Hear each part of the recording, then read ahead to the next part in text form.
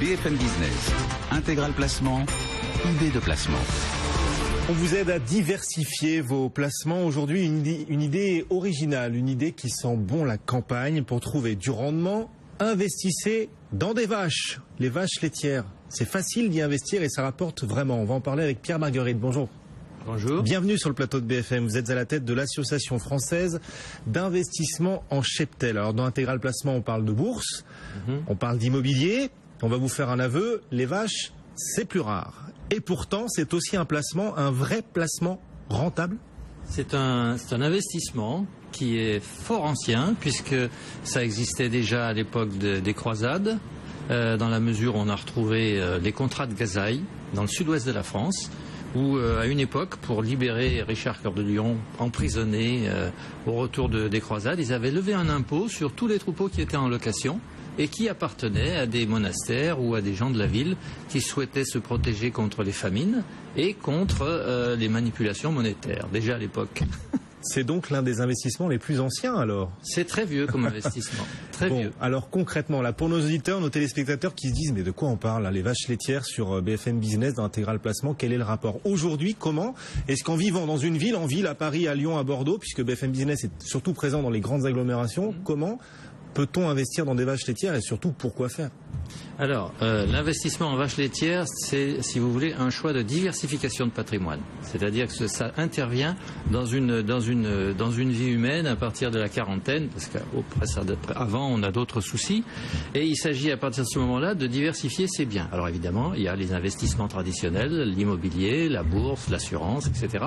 Et à côté de ça, il y a de plus en plus maintenant des gens qui s'intéressent à des investissements directs sur des biens qui sont des biens producteurs de richesse qui peuvent traverser pratiquement toutes les crises. Et ça, les investissements agricoles, c'est exactement le profil. Donc vous avez, parmi les investissements agricoles, bien sûr, il y a les terres agricoles, il y a les forêts, il y a les vignobles et il y a les vaches laitières dans le cadre du bail à cheptel qui existe depuis Napoléon, puisqu'il est défini dans le Code civil. C'est un investissement tangible. Voilà, exactement. Et c'est un investissement qui produit de la nourriture. Donc c'est un investissement extrêmement stratégique. Quand on sait que, par exemple, vous avez à peu près 85 millions de personnes en plus chaque année sur cette planète. Combien? 85 millions d'humains en plus chaque année? Oui, d'humains en plus sur Terre. Si vous voulez, plus que la France. Toutes les 2 secondes, il y a 5 personnes de plus à nourrir. Et on perd en même temps 52 mètres carrés de terre arable en France du fait du développement des infrastructures. Donc ça prouve, si vous voulez, qu'il y a là un secteur auquel il est de bon ton de s'informer et de s'intéresser. Il y a une tension en effet avec cette population mondiale qui augmente et du coup le besoin qui augmente. Et en même temps, vous le disiez, dans un pays comme la France, les terres cultivables qui reculent, il y a un paradoxe qu'il faut essayer de résoudre. Et c'est en cela aussi que les investisseurs peuvent jouer leur rôle en investissant dans des vaches, dans la production de lait. Exactement.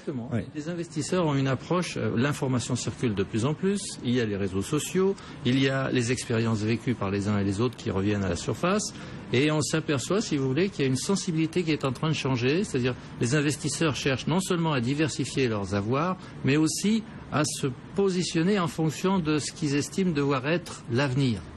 Et ça, c'est très important. Parce que c'est vrai que on ne peut pas. Vous êtes en train de dire que l'avenir, ce ne sont pas les robots, contrairement à ce qu'on entend partout. L'avenir, ce sont les vaches? L'avenir, c'est un mélange des deux.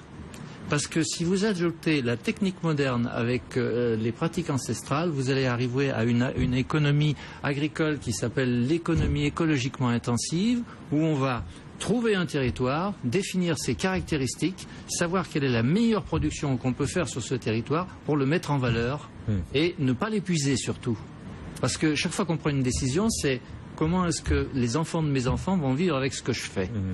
Et ça, c'est très important. Donc vous êtes sur un investissement d'avenir, en investissant sur les vaches, parce que le besoin augmente, comme les besoins dans la santé, par exemple. Donc on est sur ces grands secteurs d'avenir porteurs. Oui, tout à fait. Alors, ça rapporte combien d'investir dans des vaches? Quel est le rendement? Vous avez, si vous voulez, la position très simple de quelqu'un qui achète un certain nombre d'animaux, par exemple 10 animaux.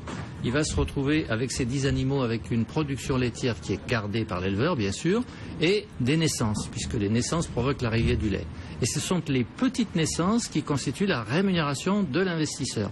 Et à ce moment-là, vous avez grosso modo 4% sur les dernières années, en moyenne, de rémunération. C'est-à-dire qu'une personne qui a 100 vaches se retrouve avec 4 génisses de plus chaque année. Et là, il faut qu'elle fasse un choix. Soit elle va conserver ces animaux pour avoir un troupeau qui augmente au fil des ans en se disant arrivé à 60 ans, je pourrais en tirer des revenus en arrêtant la croissance, ou bien il va dire moi j'ai besoin tout de suite d'avoir des revenus, et à ce moment-là, ces petits animaux qui sont devenus adultes sont vendus au cours du jour. D'accord. Et donc un rendement, vous le disiez, annuel de 4%. Oui, beaucoup mieux que le livret A, mieux que les 100 euros. Comment? En tête de bétail, c'est-à-dire ça n'est pas monétaire. Si vous voulez le traduire en monétaire, il faut enlever grosso modo 10%. D'accord. Donc ça nous laisse du 3,60. C'est quand même pas mal. Ça coûte cher. Le ticket d'entrée, il est de combien quand on veut investir comme ça dans les vaches, que ce soit de façon directe ou indirectement à travers des produits papier que vous pouvez vous-même proposer d'ailleurs? Non, nous ce qu'on vend, c'est vraiment des vaches. C'est-à-dire vous en achetez 1, 2, 3, 4 et à la pièce, ça fait 1530 euros. Donc c'est un investissement qui est assez facile d'accès. 1530 euros donc pour investir dans une vache. Pour une vache. Et c'est accessible à tout le monde et un rendement, vous le disiez, de 3,60, voilà. Avant impôt. Oui, mais au niveau impôt, si vous voulez, il y a quand même le phénomène qu'on est en revenu agricole, la possibilité d'amortir les sommes qui ont été investies au départ, ce qui fait qu'il y a une fiscalité qui est assez légère pendant au moins une douzaine d'années. D'accord, parce qu'on est sous le statut de revenu agricole. Exactement. Donc, ce sont des revenus agricoles à côté de vos autres revenus professionnels, bien sûr. Donc une fiscalité avantageuse. Vous le disiez en plus, c'est un investissement éthique dans un domaine dans lequel les besoins pour nourrir l'humanité ne vont faire qu'augmenter, d'autant plus éthique qu'on a une crise des éleveurs là en France. Est-ce qu'on aide les éleveurs en devenant investisseurs dans le cheptel? Absolument. C'est vraiment un grand service à rendre que d'investir pour aider les éleveurs, parce que les éleveurs se trouvent dans une situation de concurrence exacerbée avec la fin des quotas. Donc on a identifié 3 secteurs qui vont arriver à constituer l'avenir de la production agricole. Vous avez les éleveurs qui sont sur un créneau, c'est-à-dire qui transforment directement, comme par exemple dans la région de Besançon, en fromage le comté. Oui. Ceux-là, c'est vraiment un socle solide. Ensuite, vous avez tous les éleveurs qui se tournent vers le bio.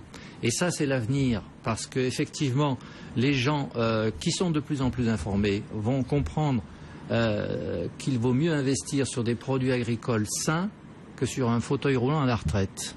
Et ça, c'est très important. Donc le bio est appelé... D'ailleurs, vous avez eu un effondrement des prix laitiers en Allemagne en 2015. La seule chose qui n'a pas baissé, ce sont les produits bio. Ah tiens. Et vous avez un 3e secteur qui va se développer aussi. Ce sont des fermes de taille plus importante qui vont pouvoir faire du lait pour répondre à la concurrence internationale et fabriquer de la poudre de lait. Mais c'est trois secteurs bien différents. Ouais. Et donc vous aidez ces éleveurs en crise aujourd'hui en investissant dans des vaches. Absolument. C'est la troisième bonne raison d'y investir. C'est rentable, c'est un secteur d'avenir et en plus vous aidez les éleveurs français quand même. Absolument. Parce que, excusez-moi de vous couper, mais les paysans, ce sont vraiment des êtres qui sont à la charnière de l'humanité. Si on ne les aide pas, à ce moment-là, on se trouve dans une sorte de cul-de-sac. Et c'est grâce à l'agriculture qu'on a pu passer à une population beaucoup plus importante. Pierre Marguerite, nous on vit à Paris, d'autres qui nous écoutent vivent aussi dans des grandes agglomérations, pas que, mais quand même un nombre important. Ils doivent se dire, investir dans des vaches, bon pourquoi pas, mais enfin la vache c'est lointain, c'est un investissement lointain, j'ai aucun contrôle sur la façon dont elle se porte. La vache elle peut mourir foudroyée, elle peut être malade, il y a un cas de vache folle là dont on entend parler ce matin dans les Ardennes. Enfin, est-ce que c'est un investissement très sûr d'investir dans des vaches? Bien sûr que c'est sûr, dans la mesure où c'est un investissement qui est vivant, donc ils s'auto-renouvellent. Ensuite, elles sont toutes assurées, c'est obligatoire. Et enfin, elles sont réparties sur l'ensemble du territoire national.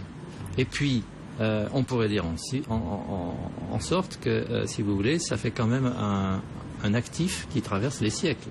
Ah oui, ça c'est moins qu'on puisse dire. Vous nous le disiez, c'est l'un des investissements les plus anciens et un actif qui peut permettre de traverser aussi les années à venir. C'est bien pour préparer sa retraite. À qui vous le conseillez cet investissement dans les vaches?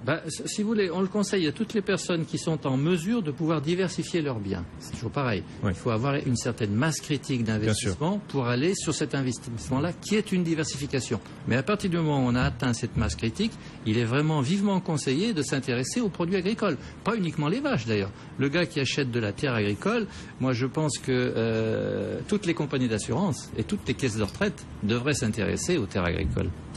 Pierre Marguerite, à la tête de l'Association française d'investissement en cheptel. Oui, les vaches laitières peuvent être un placement juteux. Bon, ça y est, c'est fait. Merci beaucoup Pierre d'être venu nous voir.